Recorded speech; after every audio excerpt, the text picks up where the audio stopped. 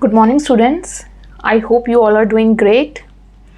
Last class में हमने पढ़ा था individual differences in intelligence and उसमें हमने पढ़ा था from the aspect of twins and adoptive children and it was the interplay between nature and nurture. Okay, आज हम इंटेलिजेंस के बारे में एक स्टेप आगे चलेंगे एंड हम पढ़ेंगे assessment of intelligence and let's start with the topic.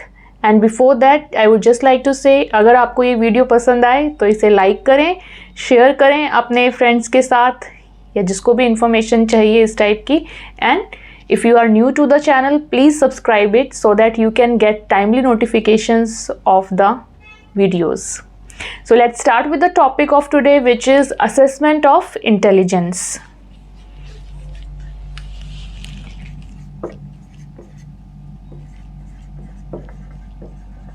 Assessment of intelligence. Okay. अब जैसे नाम से ही पता चल रहा है कि इसमें इंटेलिजेंस को कुछ एसेस करने के बारे में बताया जाएगा, लेकिन ये बहुत ही इनिशियल स्टेज का है। ओके, तो इनिशियल स्टेज में अगर आपको याद हो, जब हमने शुरुआत करी थी हिस्ट्री पढ़ने की, इंटेलिजेंस को लोगों ने कैसे डिफ़ाइन किया था, साइंटिस्ट ने, साइकोलॉजिस्ट ने कैसे डिफ़ाइन किया था, तो सबसे पहले जो नाम आया था वो था एल्फ्रेड बिने का। Right, I already told you in initial videos की इनका नाम सबसे पहले लिया जाता है जब भी इंटेलिजेंस की बात होती है। तो एल्फ्रेड बिने थे एंड एक और थे थियोडर साइमन, जिन्होंने 1905 में सबसे पहले फॉर्मली इंटेलिजेंस को मेजर किया था। ओके, तो 1905 में एल्फ्रेड बिने एंड थियोडर साइमन, इन्होंने क्या किया था, इन्होंने फॉर्मली इंटेलिजेंस को मेजर किया था सक्सेसफुली। फर्स्ट अटेम्प्ट इनका ऐसा था जो ये पहली बार सक्सेसफुल अटेम्प्ट था इनका, पहली बार किसी भी इंटेलिजेंस को फॉर्मली मेजर करने का। Okay, so it was first successful attempt. 1905 में इन्होंने क्या किया था, फर्स्ट सक्सेसफुल अटेम्प्ट दिया था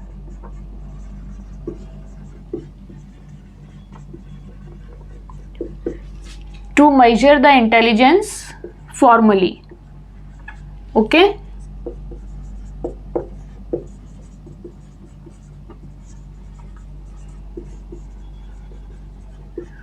ओके, यहां तक बात हो गई। अब 1905 में इन्होंने ये काम किया, देन 1908 में इन्होंने एक कंसेप्ट दिया।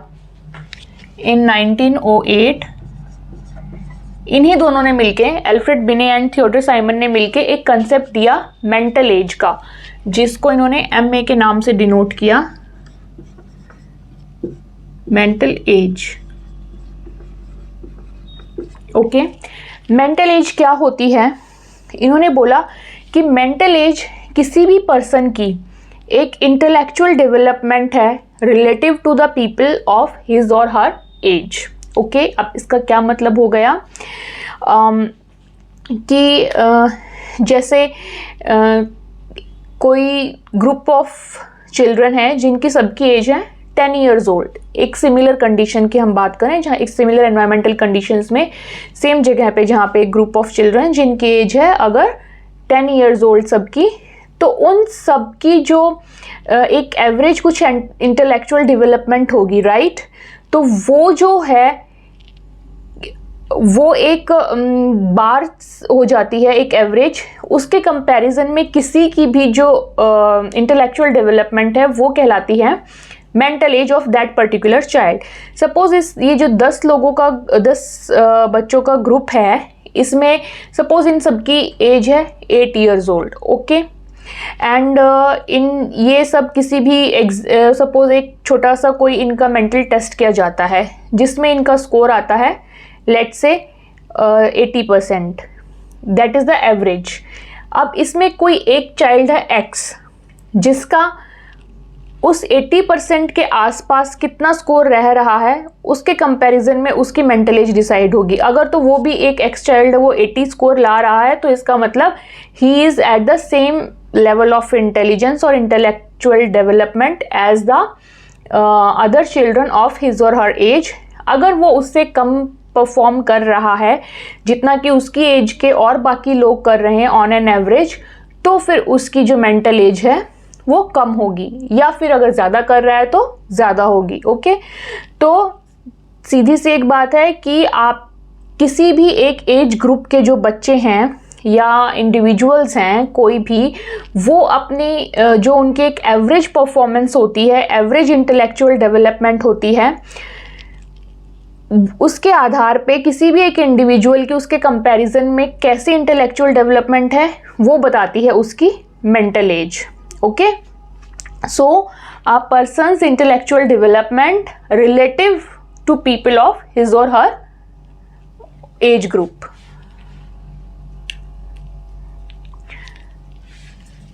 So it is a person's intellectual development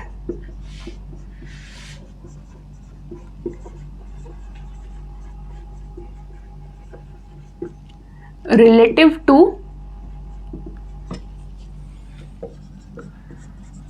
the people of his or her age group. Basically कि मतलब जो एवरेज नंबर ऑफ पीपल हैं उस एज के, वो कैसा परफॉर्म कर रहे हैं उसके रिलेटिव में किसी भी इंडिविजुअल की जो इंटेलेक्चुअल डेवलपमेंट है वो उसकी मेंटल एज कहलाती है। ओके, ये इन्होंने कंसेप्ट दिया था 1908 में। उसके बाद एक और कंसेप्ट आया जिसको नाम दिया गया chronological age. Okay, then next was your chronological age, और यू कैन से CA से इसको डिनोट किया गया। क्रोनोलॉजी का मतलब तो जैसे वर्ड से ही प्रूव होता है कि क्रोनोलॉजी मीन्स सीरीज, एक लाइन से।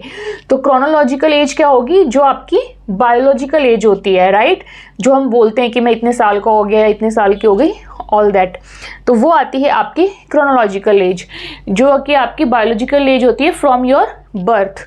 तो इसको हम लिख सकते हैं, this is your biological age from birth. Okay, अब इनका क्या कहना था कि इसके बेसिस पे इन्होंने बोला, क्लासिफाई किया बच्चों को या इंडिविजुअल्स को कि कौन ब्राइट चाइल्ड है, कौन डल चाइल्ड है, या कौन रिटार्डेड है, इस तरीके से। तो इन्होंने क्या डिफाइन किया कि who will be the bright child according to their definition. Bright child कौन होगा? जैसे हमने अभी डिस्कस किया था कि जो एक मेंटल एज, जो एक एवरेज परफॉर्मेंस दे रहे हैं उस सेम एज ग्रुप के इंडिविजुअल्स, अगर उनसे कम कोई बच्चा या कोई इंडिविजुअल परफॉर्म कर रहा है at the level of intellectual development, तो वो जो है उससे उसकी मेंटल एज उससे कम मानी जाएगी। ओके, तो ब्राइट चाइल्ड कौन होगा? जिसकी मेंटल एज अपने एवरेज ग्रुप ऑफ पीपल से ज़्यादा है। ओके, तो इसमें क्या, एवरेज ग्रुप ऑफ पीपल की एज, तो जो बायोलॉजिकल एज आएगी वो आएगी CA, एंड जो मेंटल एज आएगी आपकी वो आएगी MA। ओके, तो ब्राइट चाइल्ड कौन होगा? जिसकी की MA यानी मेंटल एज क्रोनोलॉजिकल एज से ज़्यादा होगी। ओके, कि आप हैं तो मतलब कि 10 साल के, लेकिन आप की इंटेलेक्चुअल डेवलपमेंट ऐसी है कि आप 15 साल के या 16 साल के बच्चे की तरह आपका जो परफॉर्मेंस है वो निकल के आ रहा है। एंड देन डल चाइल्ड का क्या रहेगा इसमें? जिसकी की मेंटल एज जो है उसकी क्रोनोलॉजिकल एज से कम हो जाएगी। ठीक है, तो mental as is less than chronological as. Suppose कोई बच्चा 10 साल का है लेकिन वो अभी उसका जो बिहेवियर है या उसकी जो इंटेलेक्चुअल डेवलपमेंट है वो अभी सिर्फ ऐसे जैसे कि 4 इयर्स या 5 इयर्स की है, या फिर 10-15 साल का कोई बच्चा है और उस biological age wise and he is behaving और performing like 5 to 6 years of child, then in that case उसकी जो मेंटल एज है वो उसकी क्रोनोलॉजिकल एज से काफ़ी कम है, and that's why such people will be like considered as dull और डल चाइल्ड यू कैन से। अब इन्होंने मेंटल एज इसमें क्रोनोलॉजिकल से कम होती है। फिर इन्होंने एक और कंसेप्ट दिया रिटार्डेशन का। ओके, रिटार्डेशन का कंसेप्ट बिनेट एंड साइमन ने ही दिया था। इन्होंने क्या कहा कि रिटार्डेशन में क्या होगा, अब डल चाइल्ड का केस तो कुछ भी अगर इवन लाइक कितना भी कम है, 1 है 2 है, कितना भी कम है, अगर उसकी क्रोनोलॉजिकल एज से मेंटल एज अगर कम है कितनी भी, तो वो डल चाइल्ड की कैटेगरी में आ जाएगा। लेकिन रिटार्डेशन के केस में इन्होंने स्पेसिफिकली बोला कि अगर किसी की मेंटल एज उसकी क्रोनोलॉजिकल एज से 2 years लेस है, ओके, तो वो आएगा इन रिटार्डेशन। ओके, तो जैसे कि अगर किसी की क्रोनोलॉजिकल एज है 10 एंड उसकी मेंटल एज अगर 8 आ रही है तो then it will be retardation. Okay, तो 2 mental age less than chronological age. Okay, you can write in simple terms 2। आप बस ऐसे ही समझ लो कि इससे जो है 2 लेवल नीचे जाके आपकी MA जो होगी मेंटल एज CA से, तो वो कहलाएगा रिटार्डेशन। ओके, तो ये तो बात थी हमारी एल्फ्रेड बिने एंड थियोडर साइमन की, जिन्होंने फॉर्मली इसको इंटेलिजेंस को समझना और मेजर करना शुरू किया। उसके बाद हम चलेंगे IQ की तरफ कि इंटेलिजेंट क्वेश्चन क्या है और किसने दिया, उसमें क्या क्या बताया गया था, all that thing. Okay, so although not much is there but still I'll give you few seconds so that you can take snapshot and then हम आगे IQ के बारे में बात करेंगे।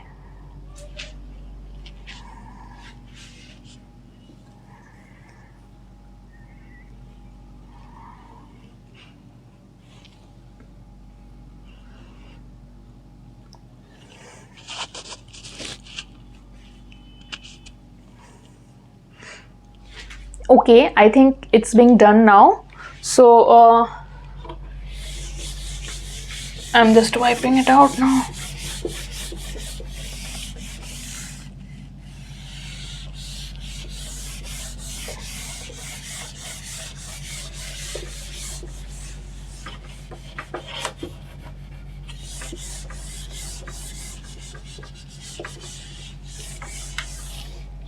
ओके, तो अब हम करेंगे इंटेलिजेंट क्वेश्चन यानी कि IQ के बारे में।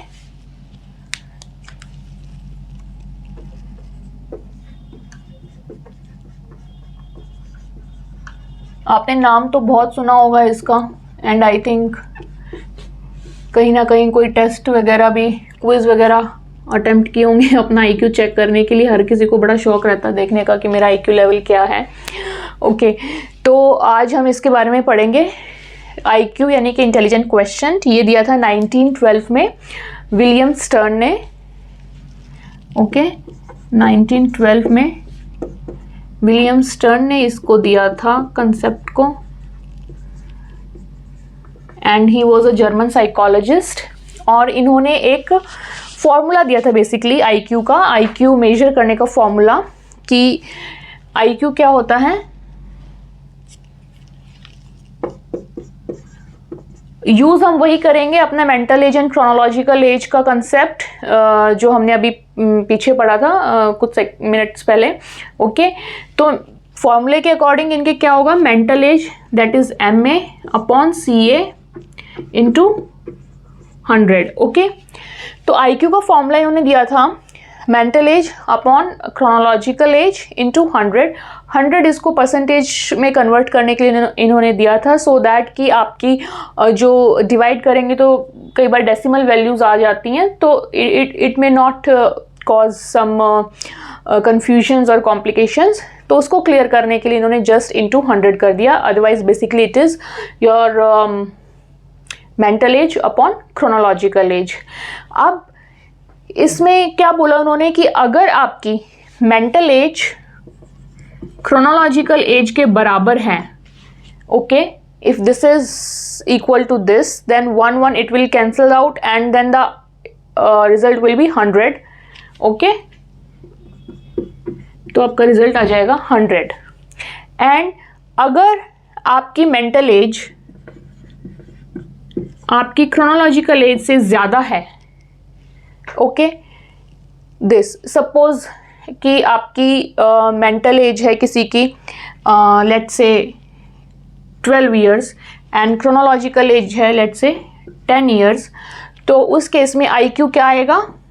IQ will be as per the formula MA upon CA into 100, it will be 120, okay, so 120 is greater than 100, so in case of when MA is greater than CA, the IQ will be 100, sorry, the IQ will be greater than 100, okay, here IQ will be equal to 100,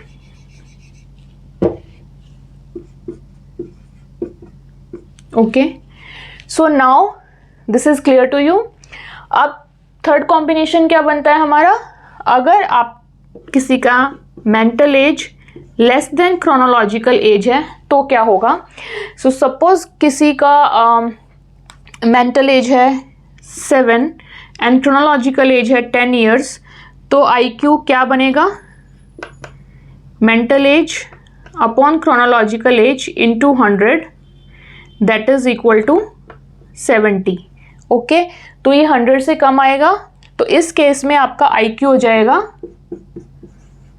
less than 100, okay. तो ये तीन आपके पास combinations आ गए। जब आपकी mental age आपकी chronological age के बराबर है तो IQ 100 आएगा। जब आपकी मेंटल एज आपकी क्रोनोलॉजिकल एज से ज़्यादा है तो IQ will be greater than 100, and जब mental age less than chronological age है तो IQ will be less than 100, okay. It is simple mathematics, nothing else. और इसके अलावा इन्होंने क्या बोला था कि एवरेज IQ किसी भी पॉपुलेशन का जो होता है वो होता है 100 irrespective of the age group, okay. So you can also note it down कि average I can just write it here. Average IQ of any population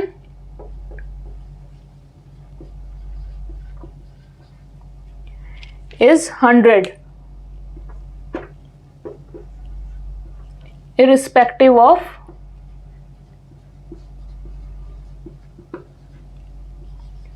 the age group,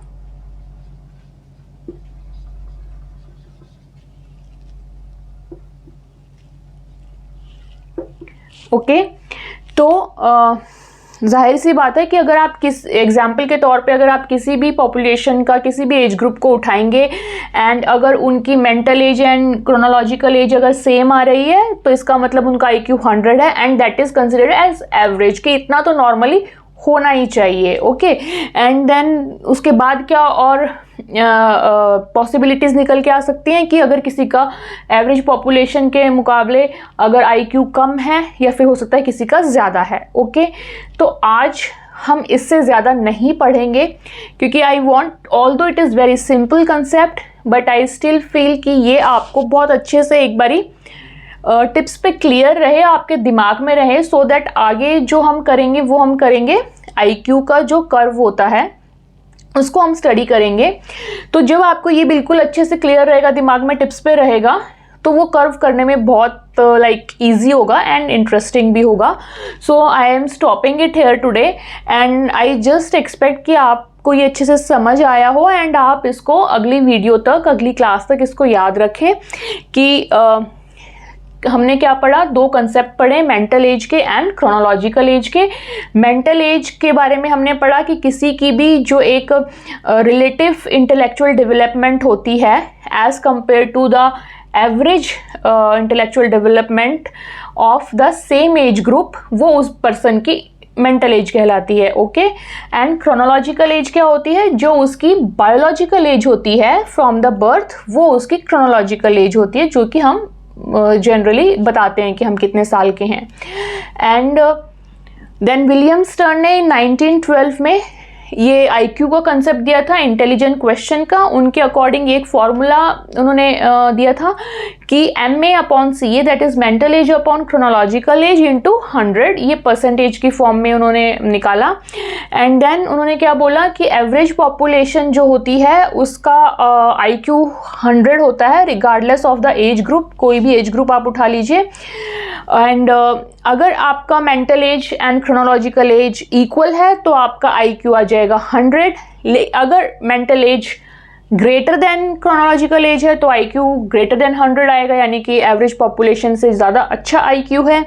and अगर मेंटल एज आपकी या किसी की भी less than chronological age है तो IQ will be less than 100 and it's implies कि जो इंटेलेक्चुअल डेवलपमेंट है वो less than the average population है. Okay. So this is the conclusion which he gave कि एवरेज पॉपुलेशन का जो IQ है वो हमारा 100 होता है इररिस्पेक्टिव ऑफ द एज. बस ये छोटा सा कंसेप्ट है, ये आप याद रखना. नेक्स्ट क्लास में जब हम IQ का कर्व करेंगे तो हम उसमें थोड़ा सा इस कंसेप्ट को यूज़ करेंगे and then it will be pretty easy to understand that curve. So I'm stopping it here today and I hope you enjoyed this video and you have got some knowledge out of this. See you in next class. Till then, take care. Bye bye.